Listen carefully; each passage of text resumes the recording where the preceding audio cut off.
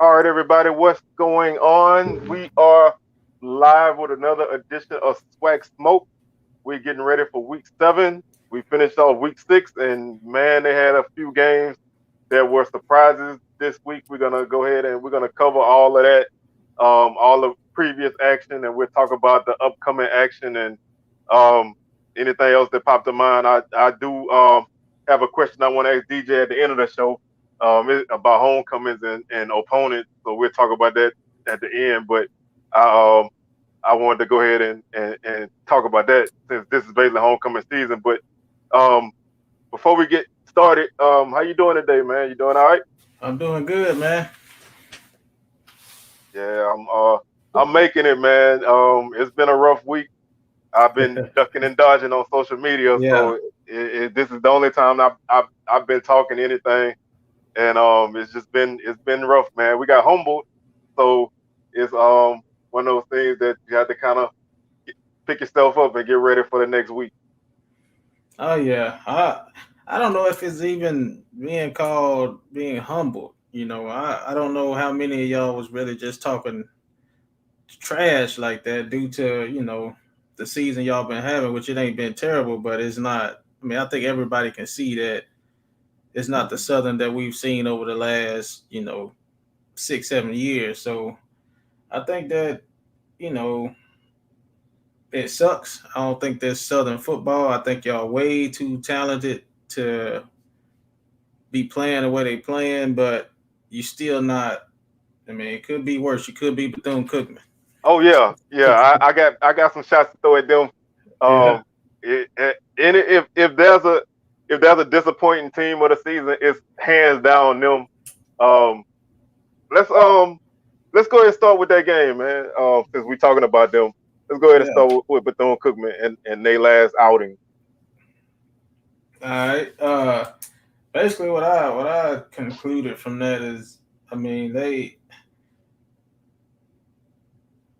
total yardage they got Mississippi Valley, but they can't convert on third downs. They were 2 for 10 on third downs. I mean, Valley ran the ball well, controlled the clock, but I mean, it's like I said. I think Bethune Cookman got some. They got something there, but they're also missing something. I don't know if it's just coaching or talent or a little bit of both, but I mean, I don't know if those yards came at the end or some people call them garbage yards, but the score wasn't lopsided for that to be that. So by them to out rush them and out pass them and not win, I don't understand that.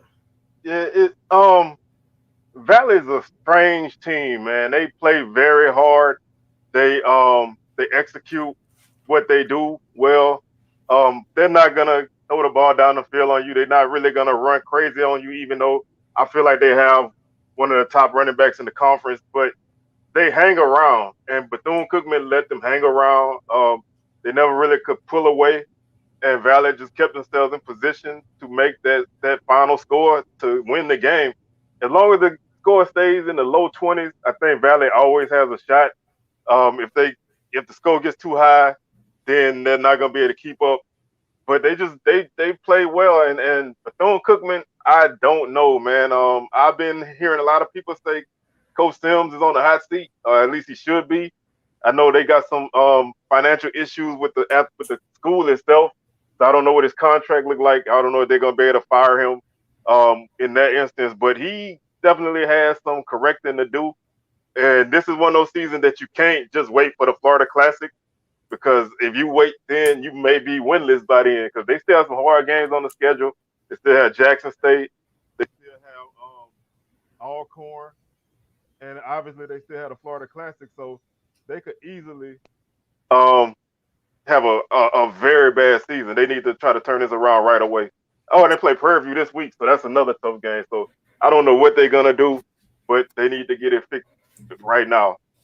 Yeah, if he on the hot seat, his seat should be on fire. He shouldn't even be able to sit down right now. Oh, no doubt, man. I think he needs to invest in some fireproof pants and like one of those fire suits that the stuntmen wear Yeah, because he got to be burning up. Now, Yeah. Bethune Cookman, I don't know a lot about their program. I don't know how their fan base is. Right. So this may not be that. I mean, I'm not gonna say may not be bad, but it's definitely could be worse. If he had this performance at Southern, he would probably be fired yesterday. Yeah. So other schools, Jackson State, Grambling, those fan bases are very tough to please. So it may not be as hard for him right now, but I know he has to be feeling the heat. So he gotta fix it because there's a lot of smoke going on right now. So we can let him rest for a minute and move on to Pine Bluff versus Alabama State. We knew Bama State more than likely gonna win that one. I thought it would be closer than what it was, but again, Skylar Perry, terrible game, 7 to 25, 43 yards, one interception. I mean, I think right now they need to probably go with the backup Xavier Vaughn. The last two outings, he's come in and moved the ball fairly well, got the ball into the end zone. I mean, to me right now, it's clear that Skylar Perry is just struggling really bad. Uh, Another thing with Alabama State, 71 yards rushing, they really hadn't cracked 100 yards. 100 yards rushing, but they got some very talented backs. I don't know. I think it may be still O line issues. I mean, when I saw them play FAMU, the offensive line just wasn't holding up well. But they finally got Jeremiah Hickson back involved, 6 for 112, 2 TDs. When they get him involved, I think they do really well. And the quarterback, he did really well. So they may be at a turning point where they can get back to the Bama State we all thought they were. Yeah, Alabama State is a roller coaster team. They play good, they play bad, they play good, they play bad, they play good, they play bad. This week, I thought Pine Bluff would come out and really give them a run for it. It just didn't happen. Like you said, the quarterback for Alabama State, Miles Crowley, I think he's a freshman. He came in and threw the ball very well. The running game is still not there, but like you said, they have some guys who can carry the ball and can be explosive. And the defense is obviously, a solid defense. So they have pieces to succeed. Pine Bluff, I don't know what happened to Skylar Perry, man. That guy, he dropped off a cliff. Like his accuracy is low. This is the second game he didn't finish. Um, I don't understand what's going on, and Pine Bluff has athletes all over the field on both sides of the ball. So I don't know what's going on. I don't know if the coaches not really getting it done. It's really puzzling, man. 4 straight losses, basically after like you said earlier in the season, not an impressive win to start the season, and then Right. 4 straight losses. So I don't know if it's that hangover from the championship game or what, but they're gonna find themselves in a bad way real soon if they're not careful. Yeah, I really think that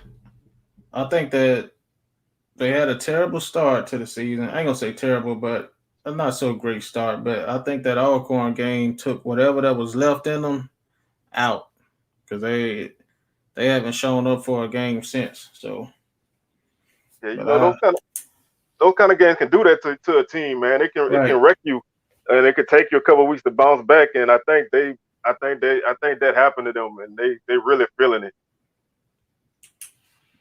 We'll move on to a very close game. Alcorn GSU. Everybody was, on the Noah Bowden hype train, which I think he's a decent young kid, but I mean he struggled that day. And Felix Harper, he's still not putting up the old Felix Harper numbers, but the run game was really really strong. Your boy Duffy, he did his thing. So I think that's what really separated them in that game. I think if Grambling had a better offense, I think they would win more games this year, but they're struggling on offense. Yeah. First off, shout out to the 813 Tampa, Florida, Nico Duffy. That was my home for about 10 years, so I always like to show love to Florida boys. So shout out to Nico Duffy, 813 in the house.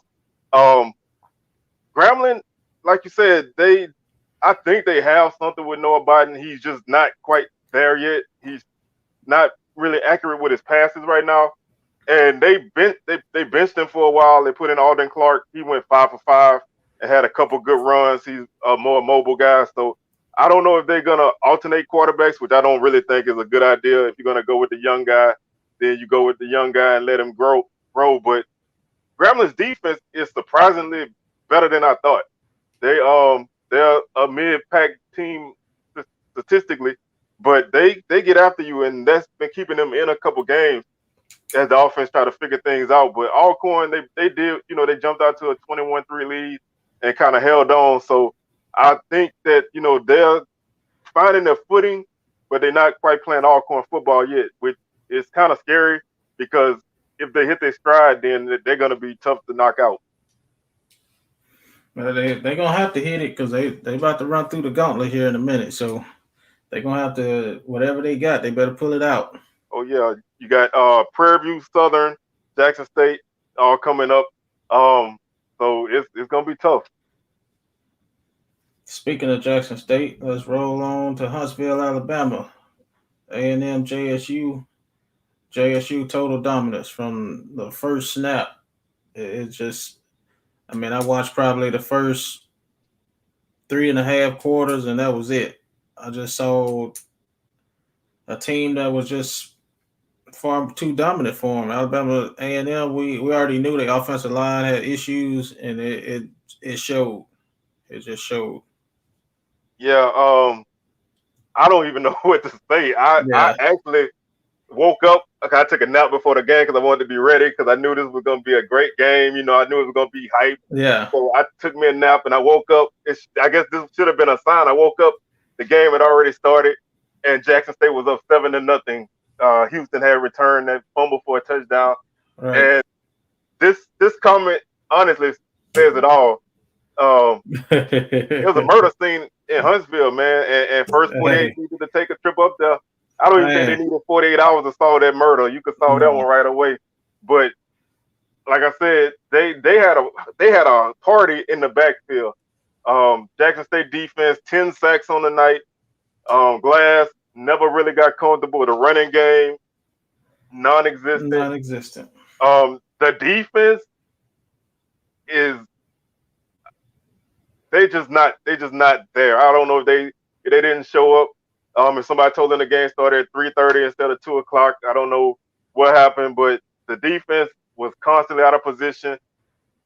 Running game for Jackson State really clicked. What's his name? Santee Marshall, running back. Yeah. I think he loves Alabama A&M because this is the second straight 100-yard game he had against them, and it was just a murder, man. I mean, if you didn't know that Alabama A&M was the defending SWAC champs, you would have thought this was the last place team in the conference. Jackson State embarrassed them, and obviously the scooter at the end was just the icing on the cake. Yeah. So it was just a bloodbath. It was not pretty at all. Yeah, I kind of feel sorry for them boys, man. They got to wear that on their face the rest of the year. Oh yeah, they walked into a buzzsaw, man. They got hit early and they just couldn't recover. And Jackson State poured it on. And even though Coach Brown said he wanted to see how many lights that scoreboard had if it worked, they really could have ran that score up a whole lot higher than 61. They could have really, really put a lot of points on the board and they didn't. So A&M should be thankful for that. Yeah, let's move on to Arlington, Texas Southern and Texas Southern University. All I'm gonna say is wow. I'm gonna let you take over from there. Okay. First and foremost, congratulations and shout out to Texas Southern. Y'all got a guy at quarterback who is gonna be a great player. Andrew Body is gonna really be a superstar in this league if he continues to develop. He did work against Southern, man. Southern's defense, if it wasn't for Alabama A&M, Southern right now would have the worst defense in the league. And I never thought I'd say that. They're just not playing well. They don't tackle. They're not getting pressure on the quarterback, although they did have a couple sacks. But Other than that, they didn't have a lot of quarterback hurries. The secondary is allowing guys to run free, and the running defense is worse than I thought it would ever be. But Texas Southern took advantage of all that, so that's not to take away from what they did. That's just me voicing how I feel. Offensively, it was a hell of a game by Southern. 300 plus yards rushing, 200 yards passing, and almost 200-yard rushers. The offense did its job. You should win with those numbers. Defensively, you had to start to pull your weight. I'm almost scared to see the offense come off the field and the defense come on because I just know that it's going to end in a touchdown. That fourth down conversion should have never been the case. Should have let that go, and should have just never been in that position. But Southern should be able to get a yard with the running offense that they have. I will say this, and I'm not gonna gripe too much. If you guys don't know, look out for Kobe Dillon. He's a running back at Southern. He actually came in as a quarterback. He was a state champion quarterback at Faraday High School. They moved him to running back because we had a couple injuries and they wanted to get him on the field. Right now, he's the second leading rusher on the team, and I think fourth or fifth in the SWAC, almost 300 yards. He has 2 games, almost 200-yard games in his second two games. He had a good game against Miles. We had 100 yards against Valley, and then 95 against Texas Southern. So I think he's a kid. As he develops and learns how to be a running back, he'll be the next good Southern back. So keep an eye out for Kobe Dillon. That guy's a really good player, so watch out for him. What number is he wear? 16 or? 16, I think it is. Okay. Yeah, 16. He actually got pressed in the service, and he's been doing well, man. He's a big guy. I thought he was a small guy. He's actually a big guy. He runs pretty well. He's just still learning how to find the hole, but he's doing well for what he does right now. All right. FAMU, South Carolina State. Defense dominates again.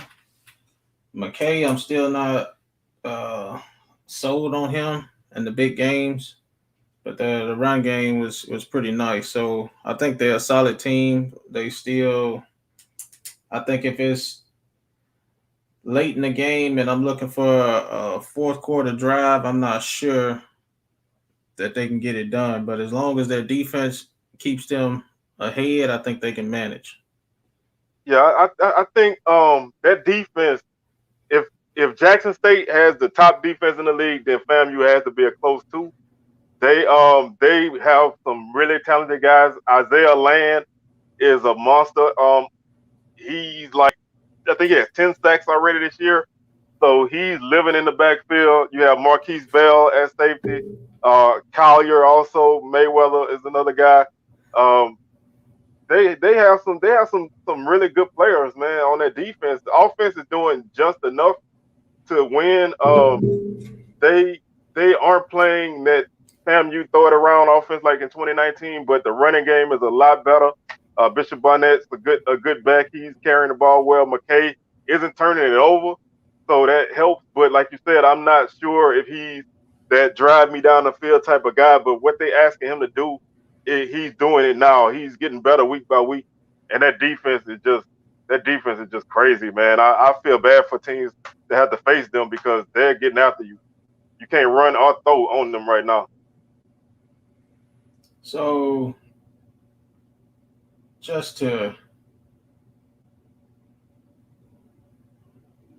know I'm harping on him, but he's 14-24 this week.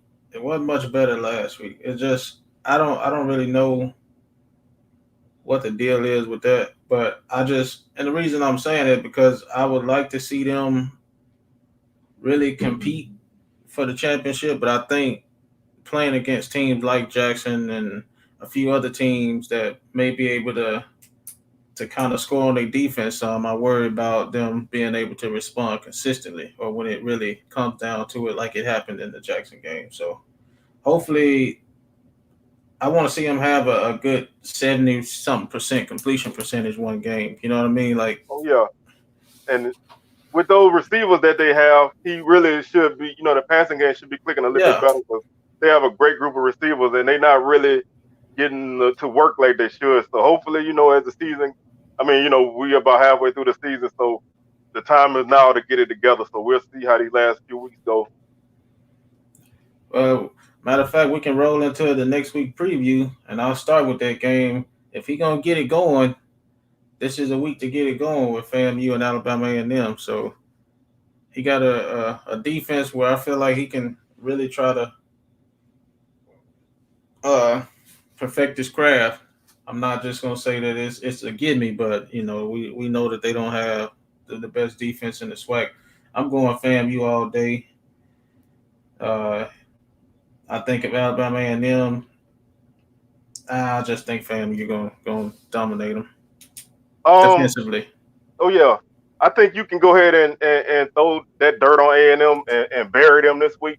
I don't know if any of you guys out there listen to watch BJ Jones. He's a big time HBCU guy, Southern Jag football player, former guy. He does a Facebook Live usually on Sundays. He said that, and I didn't realize this, but he said that every opponent that Alabama and them has played this season has put up a season high in points and yardage. So FAMU, your offense is about to click right now. So Alabama A&M defense just cannot stop anybody. I think we can get 11 of us, and we can probably score at least one touchdown. I don't have good knees. I'm 45 with bad knees, but I can probably run decoy out there, and somebody can probably tote the rock. We got a back right there. DJ can carry it in. So I think their defense just they are lost this year, and I think it's over for them. A&M, I think they win, and I think it's not gonna. I don't think it'll be a huge blowout, but I think they win comfortably because their defense they're gonna show up. So somebody get Glass some protection because I don't want that kid to get hurt before the season ends.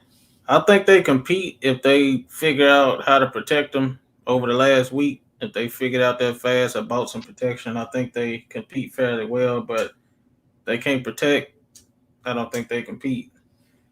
And one thing before we move on from this game, I really am curious to see what Alabama A&M mental makeup is this week, because you get crushed like that can do something to you. I hope maybe they're able to flush it and move on, but carrying the hype of that game and then getting beat like that, it can hurt you. So if they let this turn into another loss, then they're really gonna be in trouble. Right. All right. Prairie View, Bethune Cookman. I'm gonna go PV until Bethune Cookman can show me otherwise. I want to see a complete game from PV. I want to see them play more consistent, but I think they win this week. Yeah, I'm of two minds of this game, but realistically, I'm PV all day because there's no way I think Bethune Cookman can move the ball on them consistently to score. But as a biased Jag fan, I would honestly love for PV to lose this game so they can come to Baton Rouge off of a devastating loss. But I know that's not going to happen. So I think PV with their defense, and as long as Juwan Pass doesn't turn the ball over, I think they win this game in a fairly comfortable manner. All right, Jackson State, Bama State. I think JSU wins fairly easy. I'm going JSU. I think they win by 2 or 3 scores at the least. They will get some more revenge because of what Alabama State did with the scoreboard and Coach Ely talking about sending his shoe back. So I feel like Coach Prime is gonna have a shoe waiting for him. Probably one of those old school Deion Sanders Nikes, autograph for him. So the Jackson State, the defense is gonna give Alabama State offense a lot of problems. I think the Alabama State defense can keep them in the game for a little while, but they're just not gonna be able to maintain. So JSU, this is a fairly easy pick. Yeah, I was at that game too in the spring. Oh, you was there? Yeah, I was there. That was funny. I laughed a lot, but I know they're getting revenge on everybody. So Alabama State, y'all might want to apologize before the game, man. Maybe they'll not try to run up the score on you. All right. Southern and PB. Uh, I don't know who to pick in this one. I'm going Southern. I got way more faith in Southern, but this is another gut check game. I mean, it's do or die. We're gonna see what they got. Yeah, this is a weird game. At the beginning of the season, everybody in Baton Rouge was super hyped up for this game because Pine Bluff had scheduled Southern for homecoming, and they beat Southern in the spring, and they stomped on the logo, so everybody was all hyped up. And then the season started, and Pine Bluff struggled, and now Southern struggling. And I haven't heard anybody talk about this game at all. So I think the hype from Baton Rouge has died down. I was thinking about going to this game, but after the couple games I went to, I'm not spending that kind of money to go watch Southern play the defense that they playing. But I think Southern gonna find a way to win this game. I think it's gonna be super close. It's gonna both teams probably gonna score in the 30s. Southern probably had a ball last and they'll win. It's not gonna be pretty for either team, and I don't think you're gonna find out any more about each team than we already know at this point. But this is a must win for Southern because the heat on Coach Rollins right now is really high. And if Southern comes back with another loss, then I don't want to live in this city again. So hopefully Southern can pull this out. So I'm obviously going Southern. One more thing, I hope and pray that Skelton get to play. Last ride, he's supposed to be healthy, and it's in front of a home crowd for him. So I hope he gets to get some revenge because he got pulled, of course, in the spring. Yeah, I look for him to play this week. I don't know if they're gonna let him play quarterback or they're gonna give him some touches at another spot. But they said the knee is supposed to be good to go now. So you have to get a guy like that on the field at some point. So I think he can be a difference maker for this team. A lot of people saying he could play defense because I heard he could be a hell of a safety. So maybe we use him now. I don't know. We need help Yeah, everywhere. he But played defense in high school too. So I think he's a guy that's gonna do whatever it takes to help the team win. So if that's what it takes, I think he can do it. But I would love to see him play in Pine Bluff one last time. So hopefully he right. can play and be productive. All right, another tough game. Uh, I really want to know if James Sanders, if he's still watching, I want to know his prediction on this one. Texas Southern and Grambling. Uh, I think I'm gonna go Texas Southern simply because I think their offense is clicking a little bit more than Grambling right now. I don't think I think Grambling defense is pretty good, but I don't think they stop TSU all night. And I think that Grambling, I don't think they're gonna be able to score as much. So I'm gonna go TSU.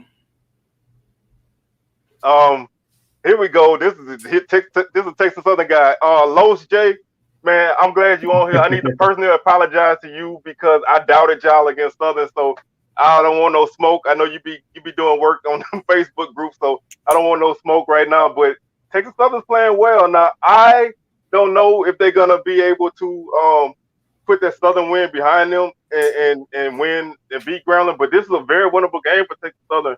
Grambling offensively is not good right now. And I think that if this becomes a shootout, Texas Southern's going to play well. Their quarterback issues are a lot better. Their quarterback situation is a lot steadier than Grambling. And it's Grambling homecoming, so I don't know if they're going to be able to pull it off. But I'm going to go Texas Southern too, man. I'm going to go Texas Southern because I think I'm on the Andrew Body train right now. So if he can get it going against Southern, he can get it going against Grambling. So I think Texas Southern gonna be a dangerous team. They have 58 freshmen too, so they're a young team that's gonna be tough for the next few years. Is Los J the guy that remember last week when we was talking noise about TSU and we was wondering like why people was picking TSU to win and he said Andrew Body. That's him. Okay, That's yeah. him. And here's another comment. Bob's may be done. If he lose this game, he may be done. This has been a rough season and going on with the spring at Grambling. This is a rough time for Coach Fobbs. So this could be one of those nails in the coffin. So he has a lot on the line.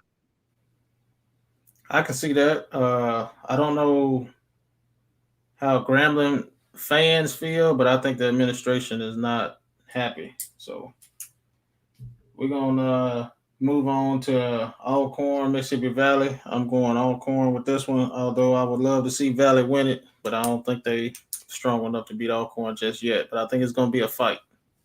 Yeah, this is another one of those games where I would love to pick the underdog because I love Valley, man. I'm Team Valley. Pretty much as long as they're not playing Southern. So I would love for them to beat Alcorn, but I think Alcorn has too much, and they're gonna wear Valley down. I think Valley's on a nice run. This is they've won 2 straight games for the first time in 9 years. I don't think it's gonna be 3. So I think the Braves are gonna do it. And everybody talking about the hole, man. Texas Southern, can y'all win in the hole? I know we're going back a game, but I had to get this comment up there. Right.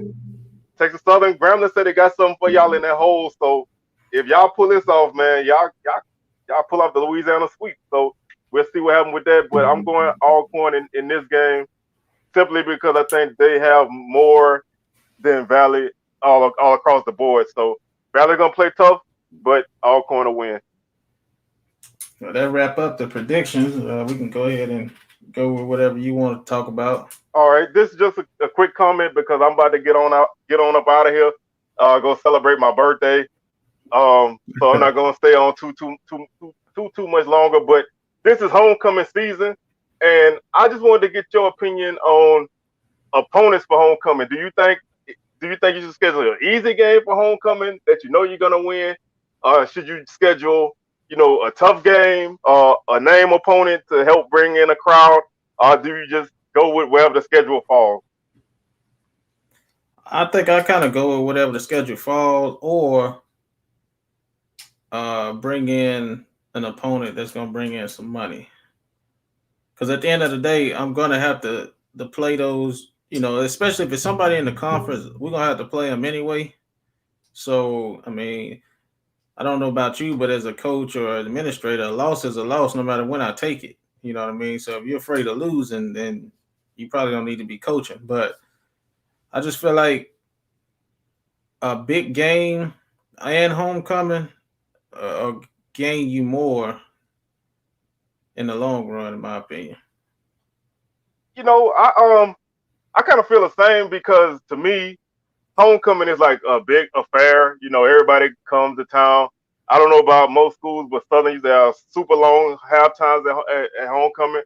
And if we blowing somebody out, that makes the halftime even longer. And I'm ready to go party. So I'd rather have a game that I know that's going to be competitive. And like you said, a loss is a loss no matter when you take it. Southern always plays hard at homecoming games.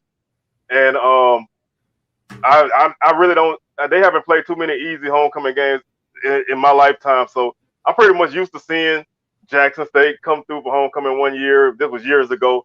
FAMU come through for homecoming. Texas Southern ruined the homecoming for us. Alabama A&M we played last year for homecoming. Prairie View we played a couple years ago. We're playing them this year for homecoming. So that's pretty much how it goes. Southern's homecoming is typically late October, early November anyway. So whoever is at that point, that's where you fall. It's no offense.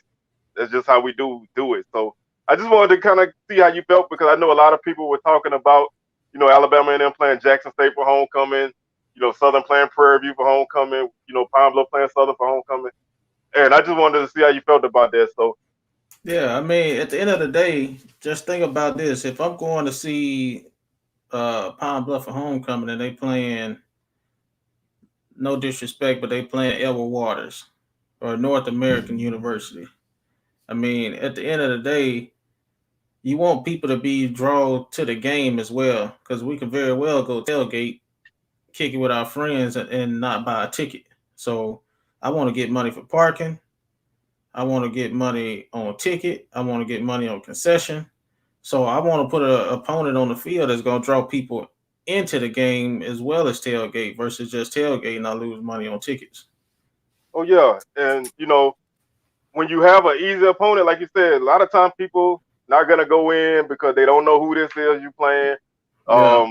They may go in, they may not stay.